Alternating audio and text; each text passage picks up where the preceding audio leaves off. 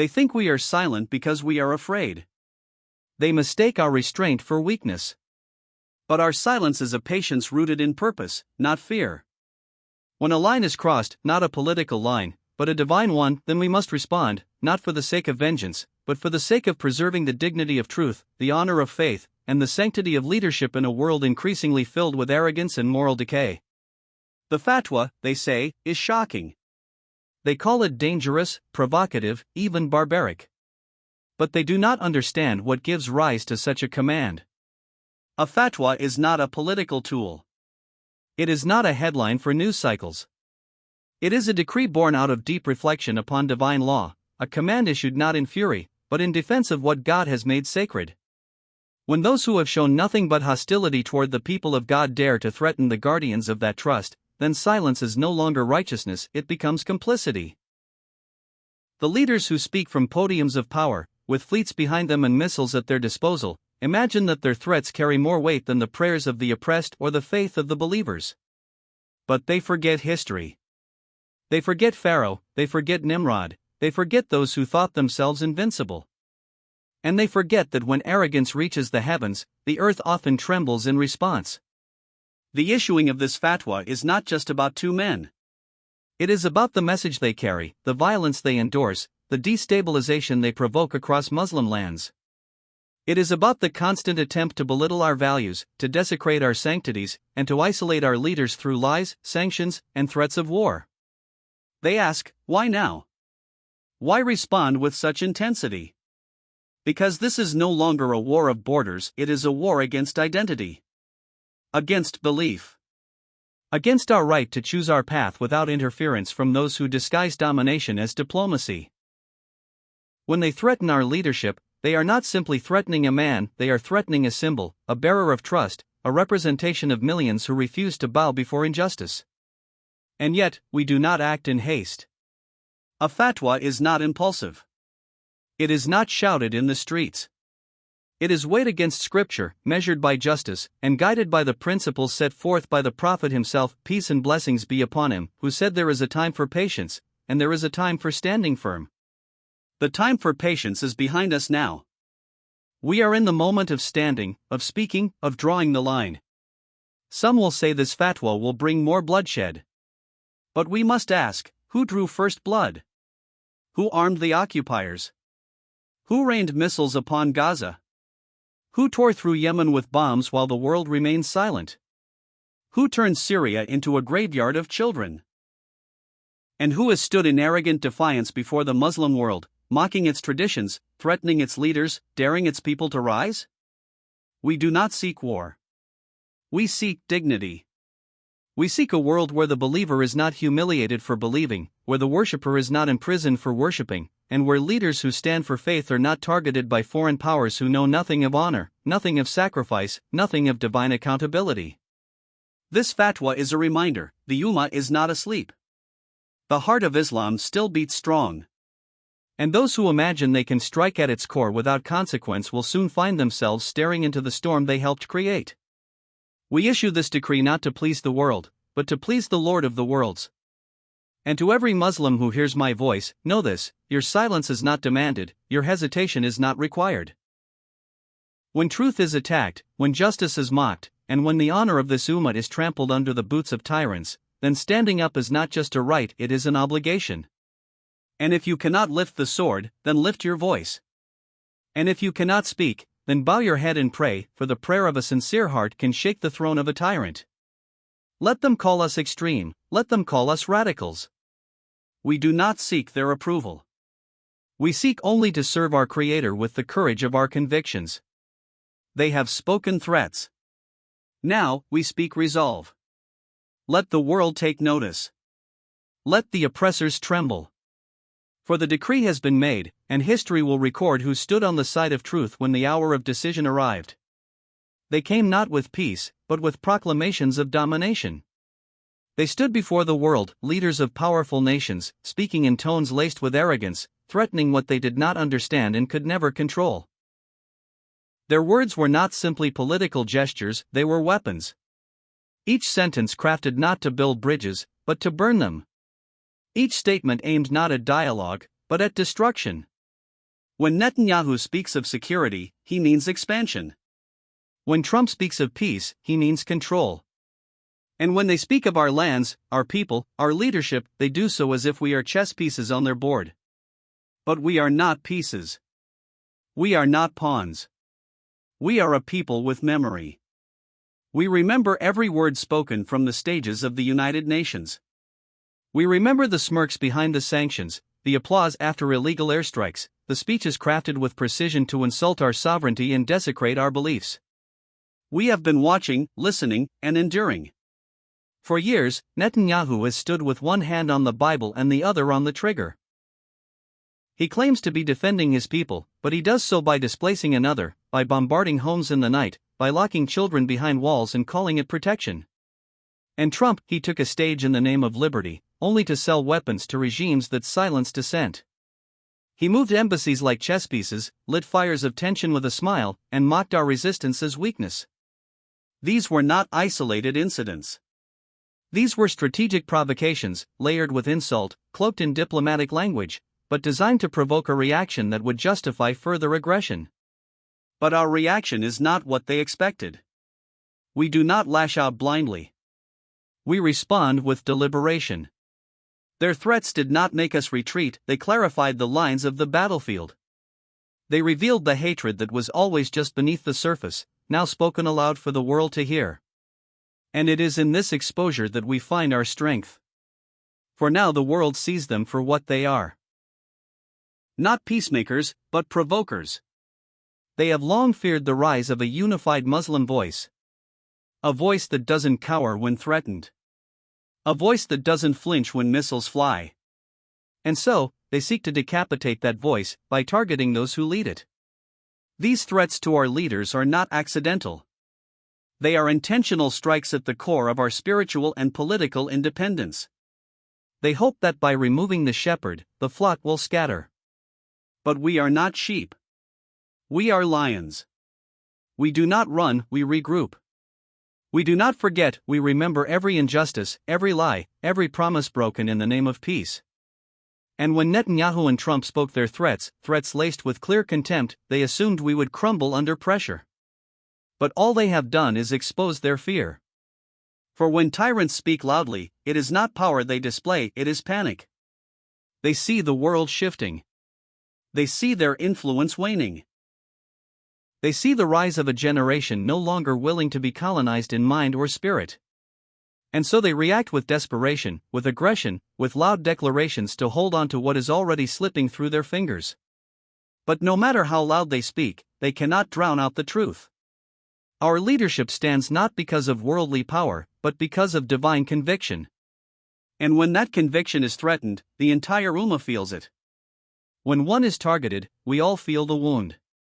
And that is why we respond, not for the sake of politics, but for the sake of unity. To show the world that when one of us is threatened, all of us rise. The fatwa did not come from a place of impulse. It came from a place of clarity. Because we can no longer allow those who have destabilized entire regions to speak as though they are defenders of order. We can no longer remain silent while they arm our enemies and threaten our leaders and expect us to bow in response. They said, "Muslims, don't hesitate." And the world gasped.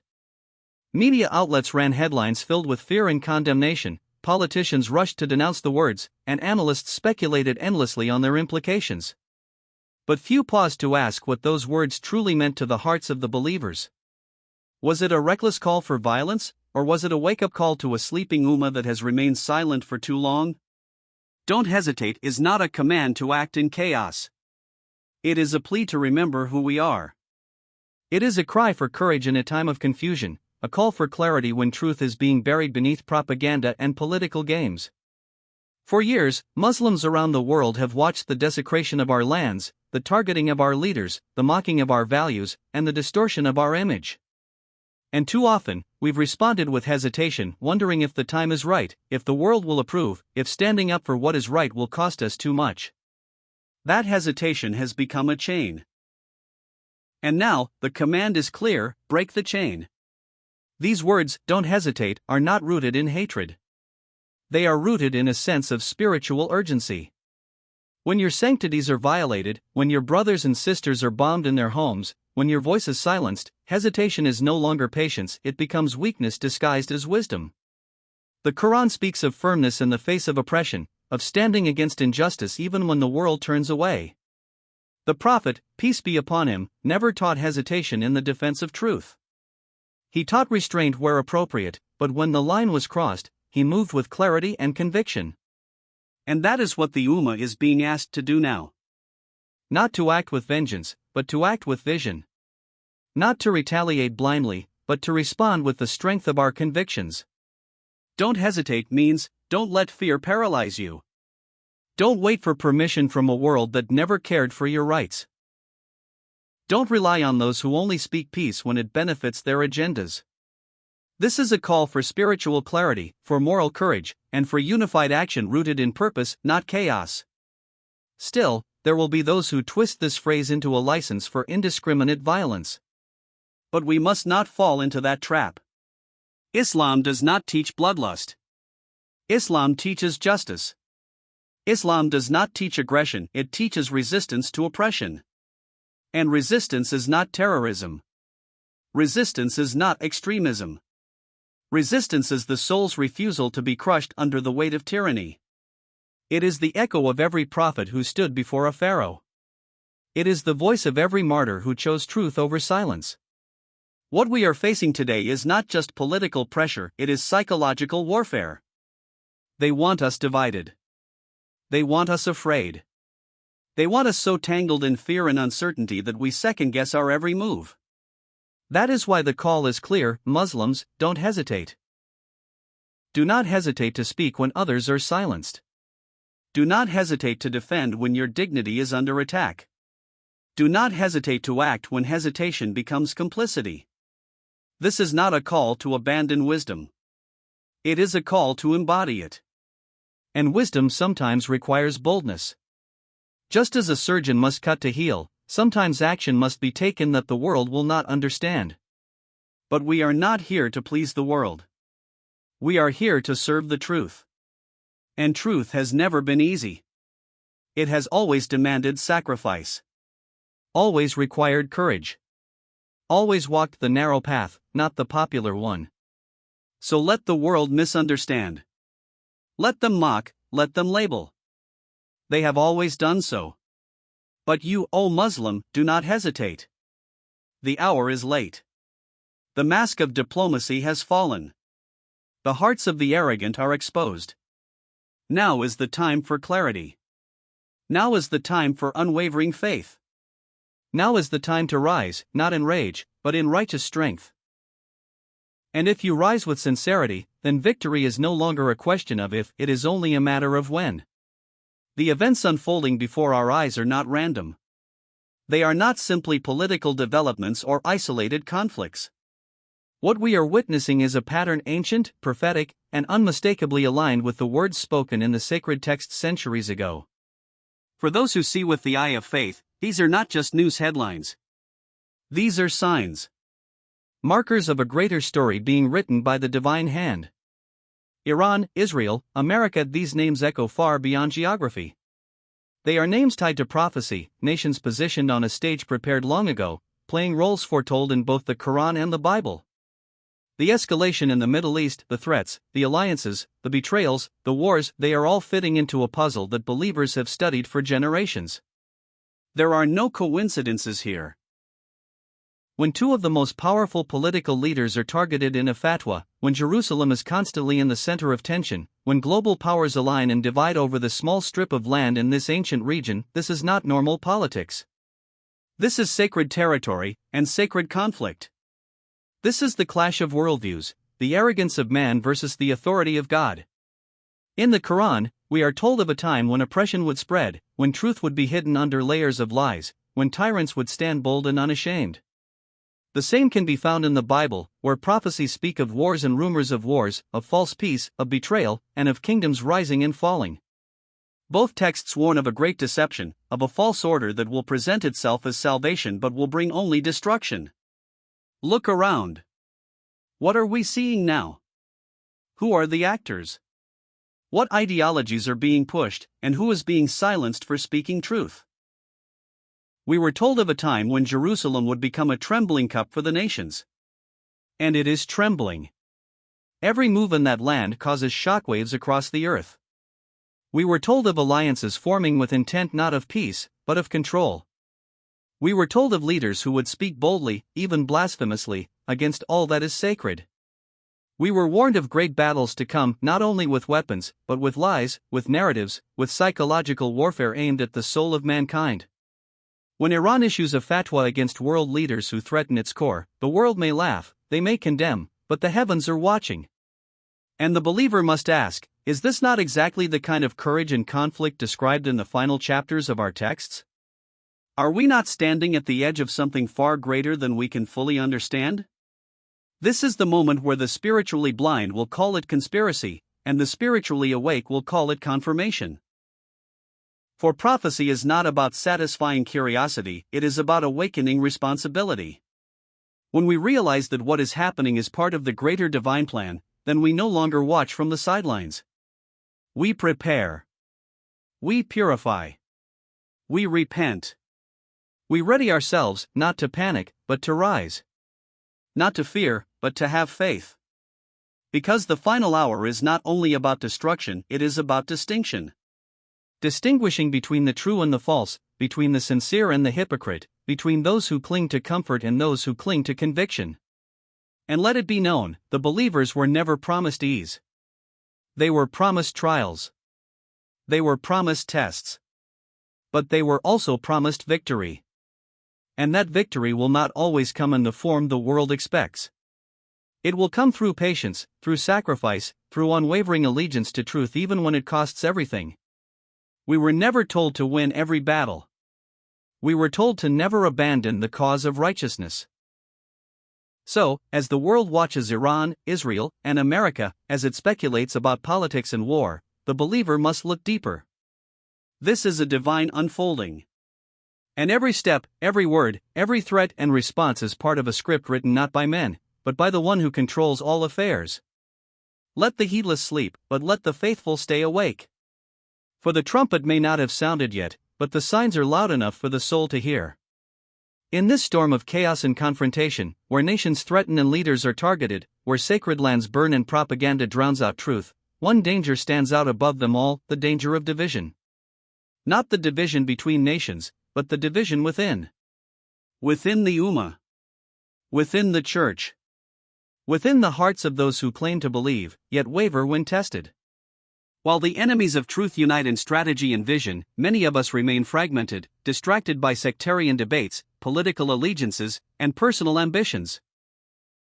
And this division is the greatest gift we have handed to those who wish to see us fall. The fatwa, the threats, the conflicts, all of these are merely surface-level symptoms. The real disease is disunity. It is the reason why a powerful ummah remains subdued. It is the reason why sincere Christians and sincere Muslims do not see each other as allies in the struggle for justice, but as strangers or even threats. The ones who rule by fear know this. They exploit it. They pour gasoline on it.